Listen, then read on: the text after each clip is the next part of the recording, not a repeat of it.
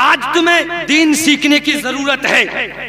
अभी चंद दिन पहले सुना कि अहमदाबाद में एक आयशा नामी लड़की ने खुदकशी कर ली, एक दरिया में डूबकर अपनी जान दे दी।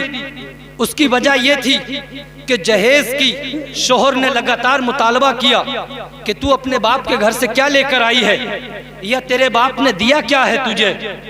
लगातार 2-3 साल या 1 साल उसने जहेज का मुतालबा किया। आयशा नामी लड़की बेचारी तंग हो गई, परेशान हो गई।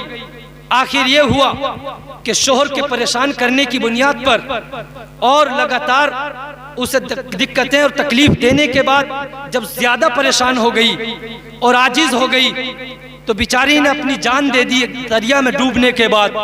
बताओ, वो एक आयशा अभी इंतकाल करा है। ऐ मुसलमानों, अभी एक आयशा ने जान दी है, अभी न जाने कितनी आयशाएं हमारे दरमियान में हैं। अभी इन आयशाओं को बचा लो, अभी इन आयशाओं को बचा लो और इस जहेज की लानत पर ठोकर मार दो। और ऐसे भिखारियों को अपनी बेटियां ना दो जो तुमसे जहेज का मुतालबा करते हो। अगर कोई जहेज का मुतालबा करने वाला तुम्हारे घर रिश्ता लेकर आ जाए तो लाठी कमर पर मार के घर से बाहर निकाल दो, इसलिए कि हम जहेज नहीं बल्कि सुन्नते रसूल के मुताबिक अपनी बेटी का निकाह करेंगे। ऐलान कर दो अगर हम बेटी देंगे। लेकिन आज कमी हमारी भी है।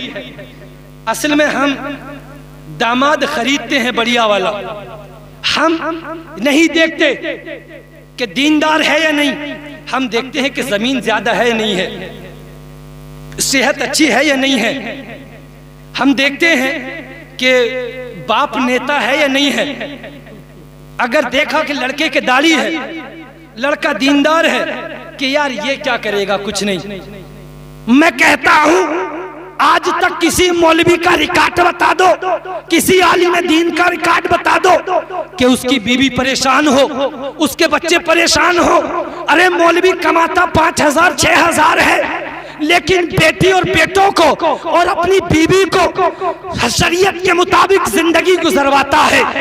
अगर अपनी बेटियों के लिए तलाश करना है तो ऐसे बेटे को, ऐसे दामाद को तलाश करो जो सुन्नते रसूल के मुताबिक तुम्हारी बेटी की जिंदगी गुजरवाए।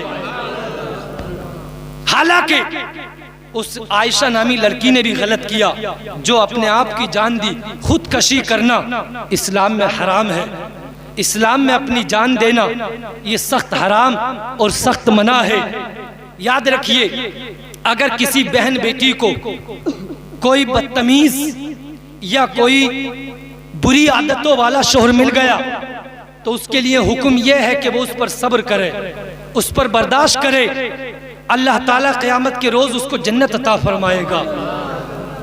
जिसने बुरी आदत वाले शोहर पर और बदतमीज शोहर पर, उसकी तकलीफों पर सब्र किया, आका फरमाते हैं कि अल्लाह ताला उसके सब्र के बदले में उसे जन्नत अता फरमाएगा। तो मेरी बहनों, अगर शोहर की तरफ से कोई तकलीफ है, कोई परेशानी है, तो गिले शिकवे ना करो, बल्कि सब्र करो, बर्दाश्त करो। अल्लाह ताला तुम्हारे सब्र के बदले तुम्हें जन्नत अता फरमाएगा। अल्लाह ताला हम सबको इस पर अमल की तौफीक अता फरमाए।